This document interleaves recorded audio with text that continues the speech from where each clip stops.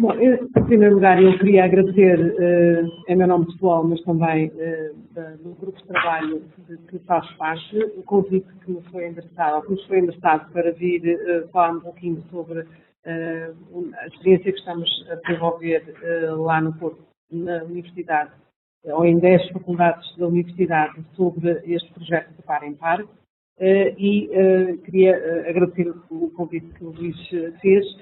e também a oportunidade de poder partilhar convosco, e ainda por cima há tanta diversidade na audiência, mesmo a audiência que não está aqui fisicamente presente,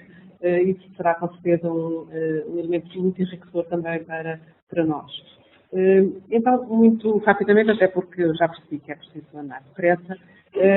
eu venho, como disse, contar a história do Par em Par, que é um projeto que neste momento já vai no seu quarto ano de efetividade, e o que nos motivou a começar com o projeto numa primeira fase apenas entre a Faculdade de Engenharia e a Faculdade de Psicologia e Ciências da Educação, resultou um pouco de duas origens. Uma primeira, num trabalho que já vinha sendo desenvolvido na Universidade e liderado pela Carolina Leite e também pelo ainda atual reitor da Universidade, quando ele ainda era não reitor, mas vice-reitor, Marcos dos Santos, fizeram o GICUB, que era um grupo de trabalho de pesquisa sobre a inovação no ensino superior, e portanto o Par em Par é um pouquinho um filho dessa experiência, mas também é um pouco um filho da outra experiência que, entretanto, fizemos de uma forma mais sustentada com a Faculdade de Engenharia e que se materializou num laboratório que se chama Laboratório de Ensino-Aprendizagem, que está associado na Faculdade de Engenharia, do ponto de vista do site, etc., e que, neste momento, gera, do ponto de vista organizativo e logístico, o projeto. Mas isto nasceu, sobretudo, por causa da necessidade de, por efeito da reforma de Bolonha e da reforma dos cursos que, entretanto, ocorreram, transformar ou trazer para a questão da pedagogia as exigências que esta mudança de deixar de ensinar para se focar sobre a aprendizagem dos estudantes acabava por acarretar. E são dois efeitos desta mudança que nós quisemos, de alguma forma, ter em consideração no projeto. A primeira estava associada a esta menor visibilidade das questões pedagógicas no ensino superior, que é, de alguma forma, uma coisa já, neste momento, muito trabalhada, já foi muitas vezes posto o dedo nesta ferida, nomeadamente pela Manuela Esteves, mas também pelo facto de, e isso também não é novidade nenhuma, pelo facto de haver uma maior diversidade de estudantes e de começar simultaneamente a ser problemático para os professores, nomeadamente por efeitos da avaliação do desempenho, das taxas de sucesso que os seus estudantes tinham e depois também as taxas de sucesso, o impacto que isso tem na organização das práticas pedagógicas. Para além destas dois elementos de base, havia aqui duas exigências que foram colocadas à mudança das práticas pedagógicas dos professores, que estavam, a primeira associada àquilo que são as perspectivas dos professores sobre o que deve ser o ensino e a aprendizagem e que não seja apenas uma questão de mais tecnologia ou que não seja apenas uma questão de resolver um problema mais pontual. Isto é, que as questões da pedagogia passassem a ser entendidas como um fator de desenvolvimento profissional dos professores do ensino superior, não apenas restrito, como é até há algum tempo, a questão do desenvolvimento profissional dos professores do ensino superior ser alocado exclusivamente à dimensão científica da sua ciência, do seu conhecimento mais específico. E uma segunda exigência, e que tinha a ver com a questão do que é que acontece dentro da sala de aula e, portanto, do que é que acontece, quais são as práticas que são desenvolvidas e da oportunidade, ou às vezes da desoportunidade, de fazer uma reflexão crítica e com quem, sobre essas mesmas mudanças que gostaria de fazer. A observação de pares não é coisa nova. A observação de pares tem uma literatura imensa, nomeadamente a anglo-saxónica. Acho que não há nenhuma universidade anglo-saxónica que não faço observação de pares, mas falo a maioria das vezes, não sempre, mas a maioria das vezes, ou uma parte muito significativa das vezes, para efeitos de avaliação das pessoas, isto é, avaliação do seu desempenho. E, portanto, nós quereríamos que esta observação de pares não estivesse marcada por essa dimensão de avaliação do desempenho e que não servisse para isso, tivesse uma função exclusivamente formativa. E, portanto, o que estava também aqui em causa era saber como é que podíamos aproveitar as virtualidades da observação de pares, desaproveitando as suas menores características que pudesse ter. Então, o que nós pretendíamos aqui reter era que na observação de pares é importante a questão do que é que acontece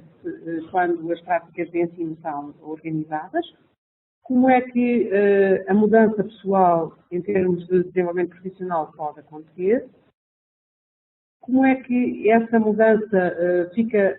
ou pode ser atribuída e pode ser promovida, nomeadamente a partir da reflexão, e de que maneira que a partir da reflexão pode potenciar a mesma reflexão, o que nos fez pôr este problema. Qual era o esquema organizativo da observação de pares que nós devíamos encetar, fazer, organizar, de forma a ter, então, ter aquelas partes boas da observação de pares, de alguma forma controlar as partes menos boas e, sobretudo, ser capaz de transformar aquilo que são as práticas de ensino e desenvolver do ponto de vista socioeconómico e profissional dos professores de ensino superior. Havia aqui alguns riscos que nós quisemos controlar e a maioria deles estão todos associados, depois há uma questão ética que não está associada a esta ideia, que é, mas estão todos associados, na sua grande maioria, a esta ideia da perda de poder sobre o trabalho próprio. E, portanto, o que nós pretendíamos era que a observação de pares que estávamos a propor às pessoas permitisse que elas fossem livres de dizer que não queriam, que pudessem, até algum limite, escolher por quem queriam ser observadas, escolher o que é que queriam que fosse observado, ou seja, quais são as aulas, ou quais são os tópicos, ou qual é a unidade curricular,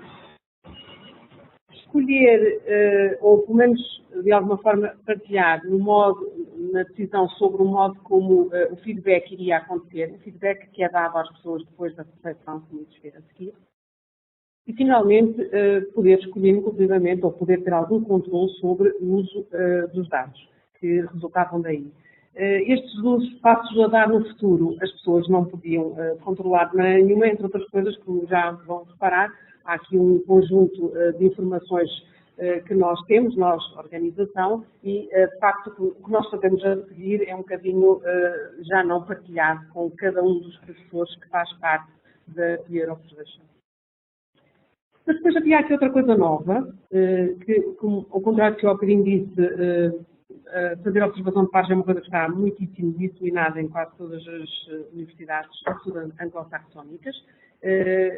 com finalidades formativas ou com finalidades de avaliação do desempenho, mas eu procurei, andei no ano passado com uma bolseira à cata em todo lado, em tudo quanto era revista de saber e até sites de universidades, para saber se havia observação de pares multidisciplinar, e encontramos, tenho quase já mostro porque deixei ficar na minha pasta, encontramos apenas na Austrália um caso de uma universidade que é uma universidade que trabalha na área da saúde, mas que tem profissionais e cursos vários de saúde, propriamente ditas, mas também medicina dentária, mas também medicina mais tradicional, que não é exclusivamente dentária, de psicologia, mas são tudo cursos que trabalham na área da saúde e foi o único sítio, o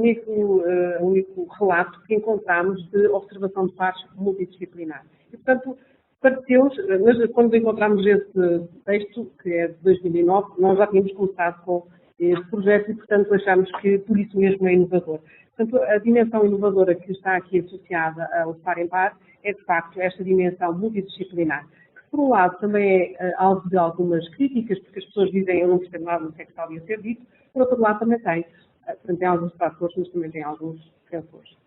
Portanto, isto foca as questões, a observação nas questões pedagógicas e não no domínio científico. Por um lado, é uma vantagem, porque as pessoas não se sentem julgadas na posse do seu saber. e tentem, de alguma forma, esta observação como uma ajuda. Por isso, quando isto estiver a chegar ao tempo, digo. Também a possibilidade de conhecer outras formas de ser professor, nomeadamente porque algumas áreas diferentes daquelas que são as próprias são habitualmente trabalhadas com os estudantes de formas muito diferentes. E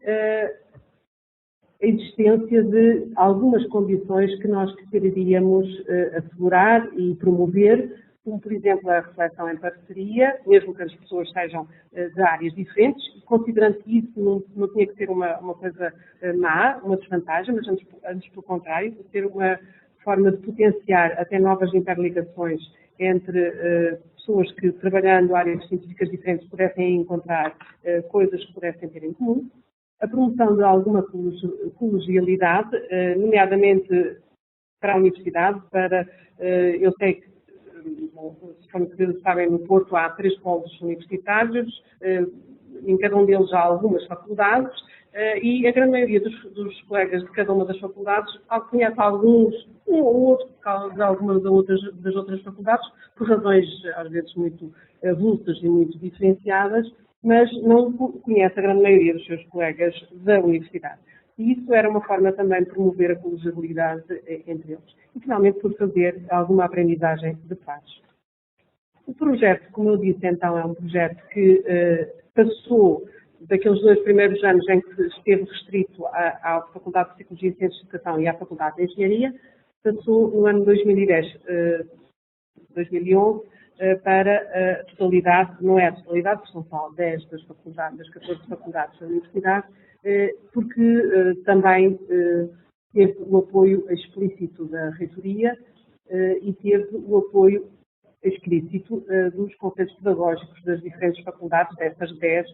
que então aceitaram patrocinar, digamos assim, o modelo. Este patrocínio quer dizer que os mails que são mandados passam por essas pessoas que depois, como é evidente, têm algum poder dentro das suas faculdades e fazem também, por isso, alguma divulgação e pesa mais um bocadinho. Mas também, quando fizemos isso, assegurámos-nos de que nunca os resultados que nós pudéssemos obter e os resultados que nós pudéssemos, ou os dados que nós pudéssemos escolher de cada professor, pudesse alguma vez poder ser identificado de forma a poder alguém sonhar que isto servisse para estar a fazer uma forma de avaliação de desempenho. Esse foi o primeiro problema que as pessoas colocaram e quando nós assegurámos que iria ser respeitado até ao último fogo a questão do anonimato, as pessoas começaram, de facto, a aderir. Portanto, o modelo caracteriza-se por essa ideia de multidisciplinaridade, que está exatamente subjacente à existência de observadores e observados que pertencem a diferentes faculdades e é voluntário, portanto, só participa quem quer e as pessoas podem participar todos os anos ou só participar num semestre e depois nunca mais participar. Portanto, participam se quiserem, quando quiserem. Portanto, o mail que lança cada semestre o projeto é lançado sempre para todos os professores de todas as faculdades que estão envolvidas e as pessoas que estão interessadas inscrevem-se e pronto, isso funciona dessa maneira. E, portanto, é confidencial no sentido que apenas, como íamos ver daqui a bocadinho, as pessoas do mesmo quarteto conhecem os dados que corresponderam às observações de que fazem parte. Não conhecem todas as outras, depois conhecem os resultados finais, mas já todos tratados e, portanto, têm possibilidade nenhuma de serem identificados. Então, a lógica deste funcionamento é por quartetos. Como é que funcionam os quartetos? Os quartetos funcionam assim. Em princípio, nós temos sempre 4 observadores a fazer parte de um quarteto, também temos um coordenador de quarteto que é muito importante por causa de agilizar as marcações e de quando é que são as aulas assistidas, etc. Mas nós temos sempre, pelo menos 2, podemos ter até 3, mas temos sempre 4 pessoas, sendo que preferencialmente são 2 de uma faculdade e 2 de outra faculdade. E em cada momento de observação, como ali está, toda a gente é observada uma vez, pode ser mais, isso é o mínimo. Toda a gente é observada uma vez e toda a gente observa pelo menos 2 vezes. E se os pares são 2 de cada faculdade, então cada um que observa um colega da sua faculdade e outro de outra faculdade. E isso é repetido até à totalidade enfim, de poder enquadrar todas as pessoas que, entretanto, se inscreveram. Mais recentemente, as pessoas começaram não só a ir apenas a fazer uma observação, ou 2 observações, que é o que estava, assim, estipulado como mínimo, e há pessoas que já fazem mais do que uma observação, e há pessoas que fazem este modelo no mesmo semestre mais do que uma vez, mas o que nós tínhamos inicialmente combinado foi, este é o modelo mínimo.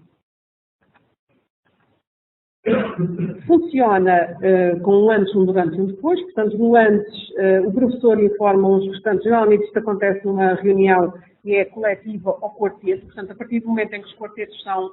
gerados, todo o trabalho é feito dentro daquele quarteto. Portanto, depois as pessoas só voltam a encontrar-se uma última vez, no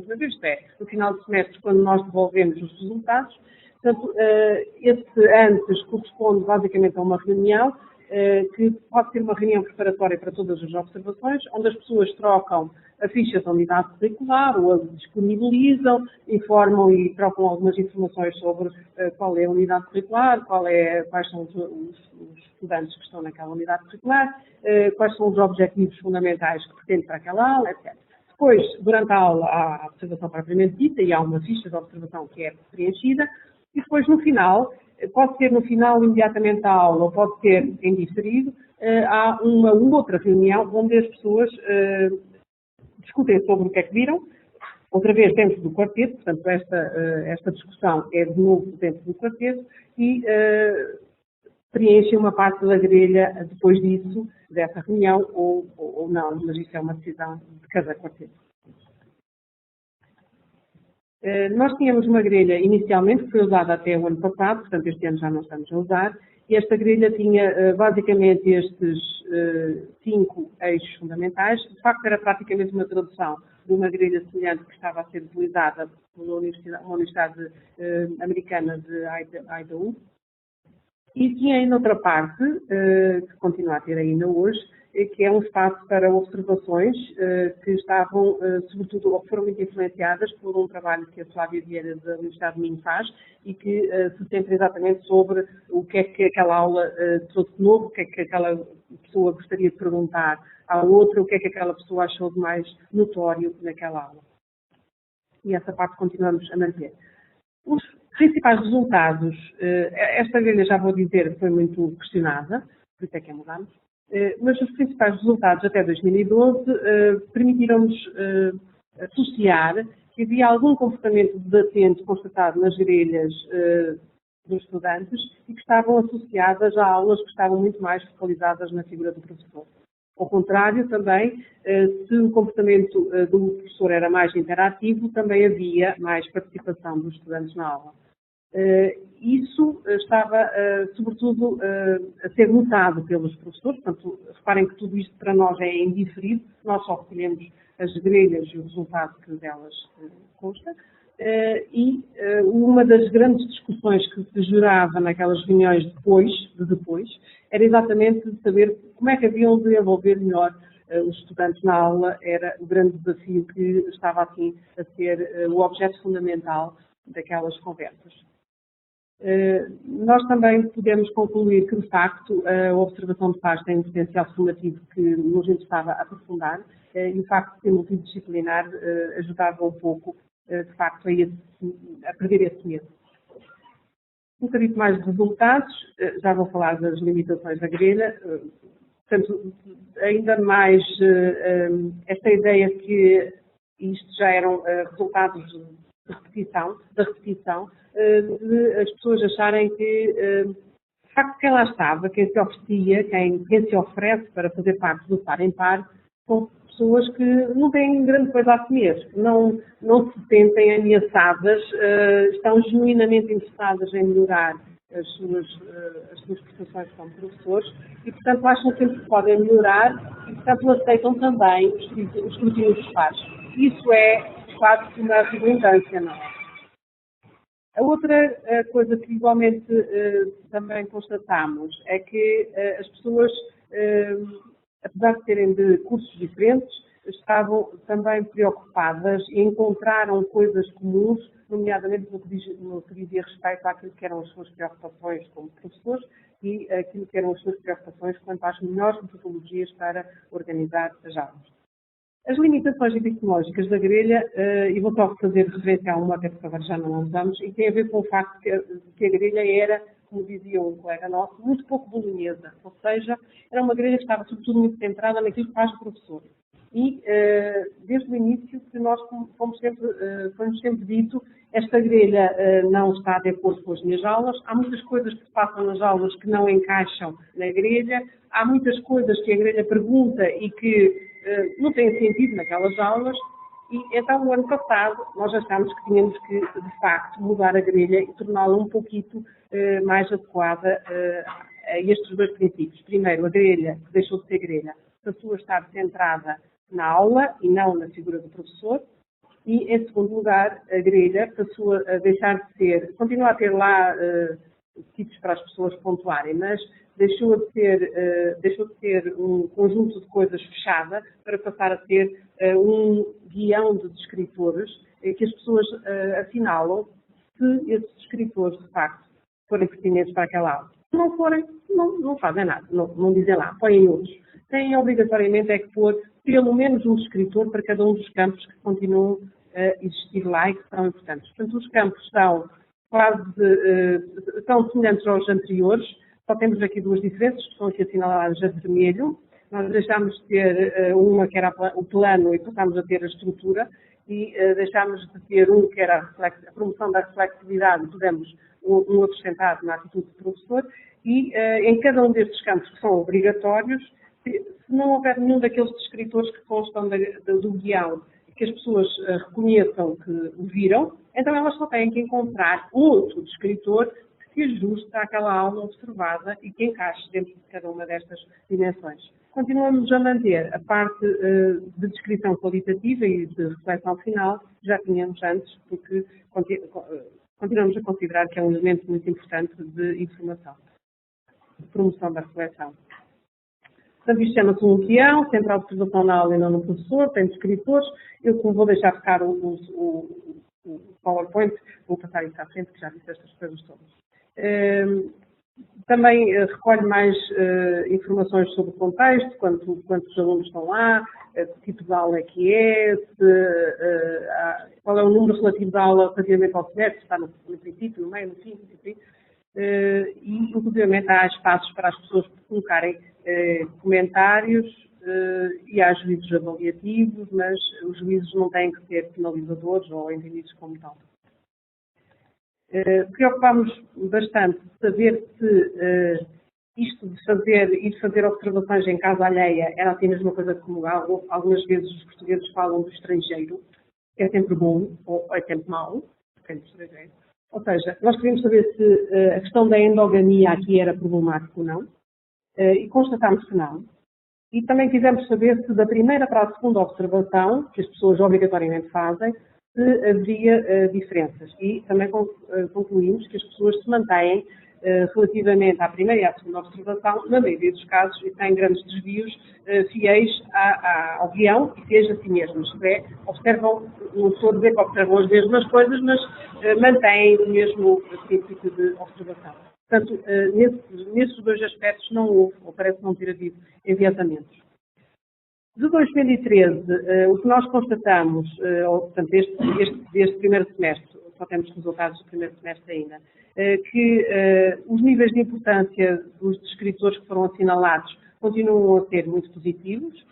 que as referências qualitativas que foram tratadas também são de tendência positiva, e aqueles descritores que são mais valorizados absolutamente estão associados àquilo que é ainda o papel do professor e à sua competência a estruturar uma aula e a explorar os conteúdos em presença. E aqueles que são menos valorizados ou que parecem ter menos importância continuam a ser aqueles que dizem respeito à participação mais ativa dos estudantes. De facto, já tínhamos dado conta na primeira grelha e que aqui voltamos a enfatizar. Portanto, estas coisas também, se calhar, não se mudam tão rapidamente quanto isso. Sobre o de par em par, eu queria dizer que neste ano letivo, portanto já estamos, enfim, já estamos assim, não provavelmente na adultez, mas já estamos assim um bocadinho rodados com a questão, nós quisemos saber o que é que tinha havido de diferente, de melhor, e o que é que tornava justificável este projeto. E estes dois fatores que ali estão associados, que é esse alargamento dos horizontes curriculares que os professores fizeram notar como uma coisa interessante para as suas práticas pedagógicas, e também o facto de a possibilidade de fazer a prática da reflexão a partir de um outro eixo referencial que não é sempre só o da sua disciplina, mas que está até situado noutra atividade pedagógica de outra pessoa que não sabe daquele assunto científico, é alguma coisa que as pessoas valorizam. E, portanto, aqueles 4 subaspectos, o contacto com culturas epistémicas diferentes, a experiência pedagógica revisitada por um olhar alheio, que às vezes não sabe muito bem para que é que serve, ou a observação dos exemplos dos outros profissionais e ainda a possibilidade de fazer uma autoavaliação a partir daquilo que foi a perspectiva ou a aula observada, foram as coisas que as pessoas mais valorizaram. Então, nós podíamos, a pergunta inicial era saber qual era o potencial formativo da versão multidisciplinar da observação de pares, e nós, de alguma forma, podíamos considerar que ela tem, de facto, um potencial formativo, serve, de facto, para, como uma oferta de formação, e tanto serve que, neste momento, e naquele leque de coisas que os professores da Universidade do Porto podem fazer e podem frequentar para formação, o par em par é uma das ofertas formativas que dá créditos e as pessoas que preencherem quantas coisas podem, inclusive, ver isso validado como uma ação de formação. Mas nós achamos que este potencial formativo é muito maior do que simplesmente o papel que as pessoas recebem no final de cada semestre. E vou acrescentar este depoimento final, que foi, de facto, um participante na edição de 2011. Vou deixar, não sei se conseguem ler. O depoimento é um bocadinho grande, mas vou deixar que leia, porque me parece muito centrado naquilo que nós, de facto, quereríamos ter atingido com esta experiência, pelo menos para este colega, atingimos plenamente.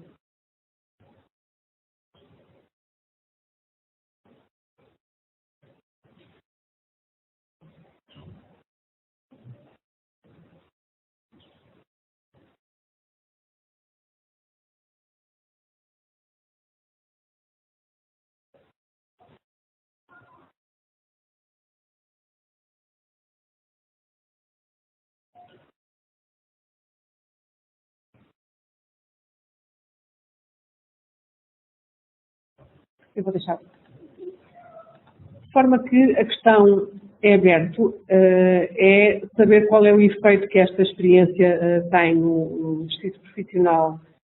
destes professores no futuro, isto é, no ano a seguir, no semestre a seguir, e que é aquilo que nós nos preparamos para responder, porque, entretanto, candidatámos isso para aqueles projetos inovadores da Fundação Carlos Gulbenkian, que acabou de aprovar na semana passada, e, portanto, nós no próximo ano letivo vamos, além de fazer par em par, vamos andar atrás de alguns destes para saber qual é o efeito que isto teve nas suas práticas pedagógicas. Finalmente, da equipa mais, enfim, do grupo, do núcleo duro do projeto, fazem parte estas pessoas. Eu nem sequer sou a coordenadora do projeto, é o João Pedro Pedro, da Faculdade de Engenharia. Nós continuamos a ter na Faculdade de Engenharia tal plataforma que vai gerindo estas coisas do ponto de vista da organização. Muito obrigada.